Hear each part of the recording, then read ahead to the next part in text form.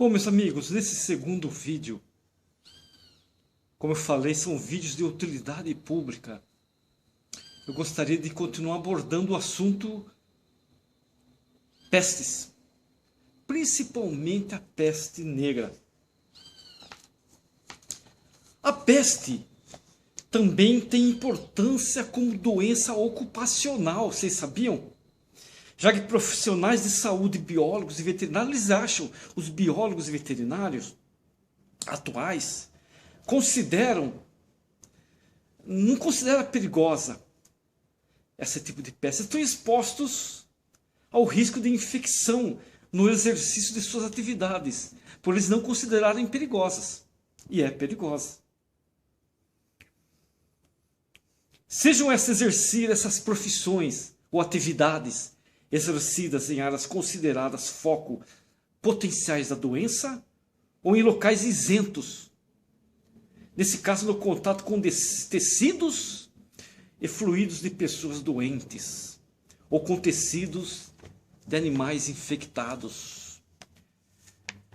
Caso de infecção e morte de biólogos e caçadores tem sido relatado nos Estados Unidos, devido ao manuseio de animais silvestres, como linces, puma, coelhos e lebres infectados pela YP pestis, Yersinia pestis.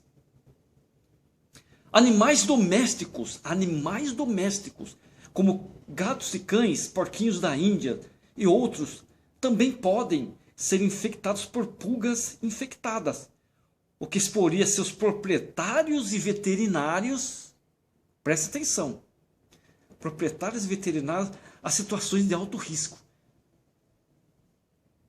Eles vão ter contato com porquinhos da Índia, animais domésticos, gatos, cães, e as pulgas podem, se elas estiverem infectadas, vão infectar esses animais. Eles podem correr sério risco. O consumo de carne de roedores, vocês sabiam? Consumo de carne de roedores e outros animais, como preás, mocós, punarés, lebres, coelhos silvestres e camelos, comum em algumas regiões, inclusive no Brasil, também é um fator de risco. É importante salientar que, devido ao potencial de causar doença grave e de se disseminar na população humana, a Yersinia pestis é classificada na classe 3 de risco biológico. Em escala crescente de 1 a 4, ela é classe 3. E sua manipulação exige laboratórios com nível de biossegurança 3. Estes devem ter instalações especiais, com barreiras de contenção e normas de conduta para evitar a saída de qualquer material, esses laboratórios. Qualquer material contaminado, se sair dali, vai contaminar. Equipamentos de proteção individual, EPIs, e de desinfecção para os pesquisadores que devem receber treinamento específico para esse tipo de peste. E rígido controle de todos os procedimentos da manutenção. Como que essa peste chegou no Brasil, professor? Muitas pessoas me perguntam, como que ela chegou no Brasil?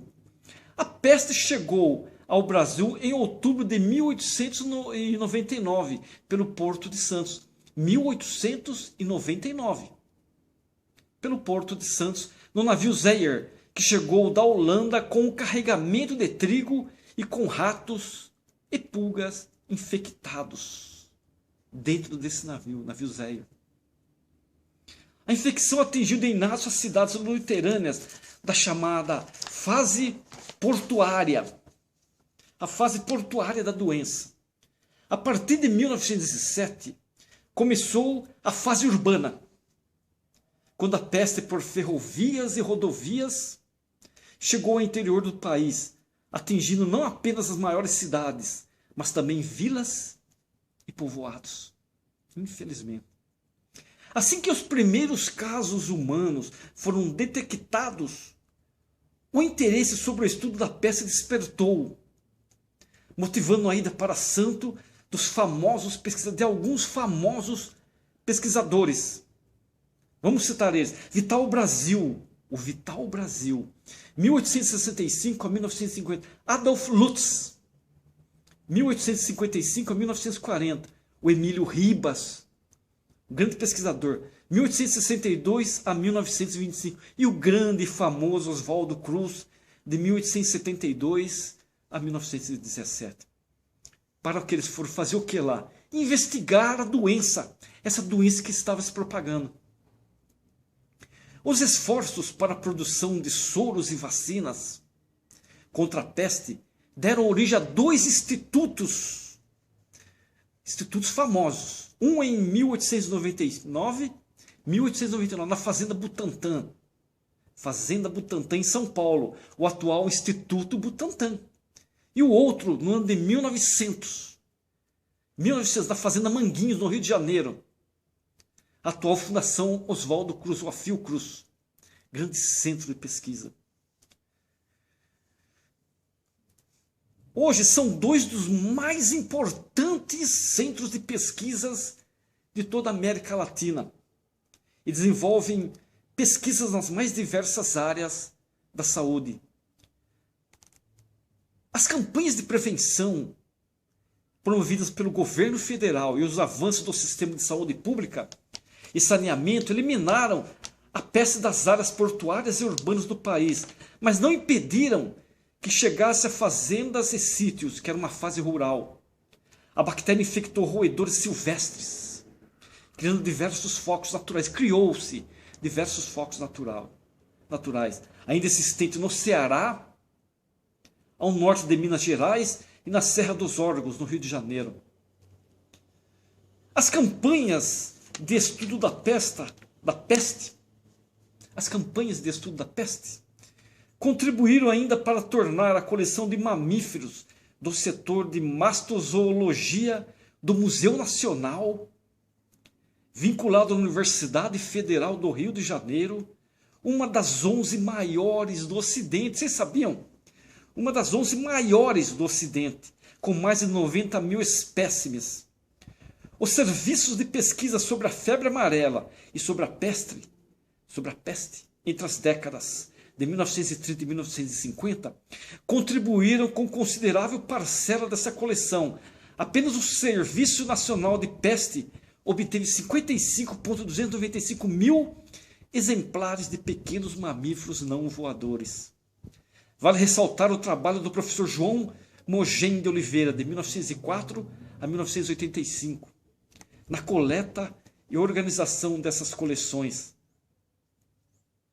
Pequenos surtos de pestes ainda ocorriam no Brasil até 1980, vocês sabiam? Mas eram pequenos surtos. A partir daí foram registrados apenas casos esporádicos. A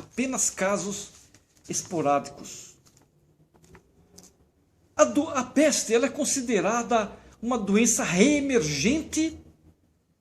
Preste atenção nisso. A peste é considerada uma doença reemergente pela Organização Mundial de Saúde, OMS, com aparente tendência de aumento do número de casos de dispersão geográfica e pode gerar uma situação de emergência internacional. Nos últimos 20 anos, cerca de 44 mil casos de pestes, casos humanos de peste, foram registrados em 26 países. Na África, vamos ver na África, na República Democrática do Congo, no país de Madagascar, Moçambique, Uganda e Tanzânia. Na Ásia, começou na China, Vietnã, Mongólia e Cazaquistão. E nas Américas? Nos Estados Unidos, no Peru, Equador e Bolívia. Por ano, ocorrem de 1.000 a 3.000 casos. Esses números, porém, são considerados subestimativas da real situação. Devido à ausência de vigilância adequada em muitas áreas e falta de notificações por medo do impacto que a doença pode ter na economia das regiões onde ocorre. Vamos ver dois exemplos, porque tem que tomar cuidado. Em 1994, por exemplo, um surto de peste pneumônica, a mais letal, na cidade de Surat, na Índia, causou pânico E a fuga da população, com perdas de 3 bilhões de dólares por restrições nas exportações e redução do turismo. Já na cidade de Ziquetan, na China, em 2009, no ano de 2009, 10 mil habitantes foram submetidos à quarentena. A peste também continua presente em países desenvolvidos como os Estados Unidos, onde são registrados de 10 a 15 casos por ano, segundo o controle de doenças do país. A ocorrência de períodos sem casos humanos ou com raros registros é comum e pode sugerir que a doença foi erradicada. A peste, no entanto, tende a reaparecer após décadas de aparente controle, e seu potencial epidêmico é ainda maior hoje devido aos rápidos deslocamentos possibilitados pelos modernos meios de transportes, o que facilita a propagação. A Yersinia pestis também pode ser usada como arma biológica, vocês sabiam? Em ataques terroristas. Olha que perigo! O que levou à inclusão dessa bactéria entre os agentes de bioterrorismo considerados mais perigosos. A importância histórica, social e econômica da peste justifica todos os esforços e investimentos para manter uma vigilância constante, seja dos profissionais ou uma vigilância constante nossa. Eu espero que esse vídeo ajude, é um vídeo de utilidade pública, ajude vocês a refletirem o momento atual que nós vivemos de peste, como o Covid-19. Pode surgir coisas piores aí. Nós estaremos preparados?